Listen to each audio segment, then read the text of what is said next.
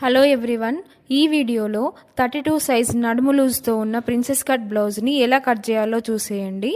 ముందుగా ఈ ఓపెన్స్ రెండు మన వైపు ఉండేలా చూసుకొని ఫోల్డింగ్స్ రెండు మనకు ఆపోజిట్లో ఉండేలా చూడాలి. ఎడ్జెస్ సమానంగా ఉండడం కోసం ఇలా స్కేల్ సహాయంతో ఈక్వల్గా డ్రా చేసుకొని ఇలా మనం డ్రా చేసుకున్న లైన్ని కట్ చేసుకోవాల్సి ఉంటుంది.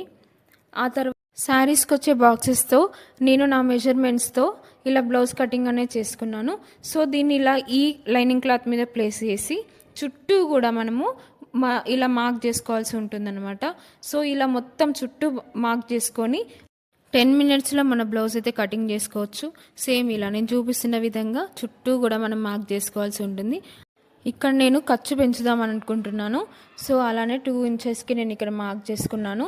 ఇలా మార్క్ చేసుకున్న దాన్ని దీనికి కలిపేసుకొని ఇక్కడ మనం చెస్ట్ లూజ్ మార్క్ చేసుకున్నాం కదా, దానికి ఒక మార్కింగ్ ఇచ్చేసి అలా నెక్ అలానే ఈ బ్యాక్ డాట్స్ ఏవైతే ఉన్నాయో వాటి దగ్గర కూడా మార్క్ చేసుకోవాలి.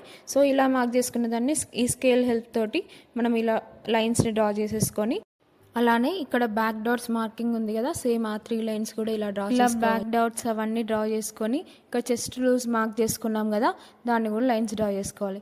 ఇక్కడ నేను రౌండ్ నెక్ ఇస్తున్నానండి. సో దానికోసం ఈ కర్వ్ స్కేల్ యూజ్ చేశాను. అలానే మార్కర్తో మనం మార్క్ చేసుకున్నాము అంటే కింద వైపు ఫోల్డింగ్ కూడా మనకు మార్క్ పడిపోతుంది. తర్వాత ఈ మెజర్మెంట్ వైజ్గా మనము కట్ చేసుకుంటే సరిపోతుంది. ఇలానే మొత్తం కూడా నీట్గా కట్ చేసి పెట్టుకొని తర్వాత మనము హ్యాండ్స్ని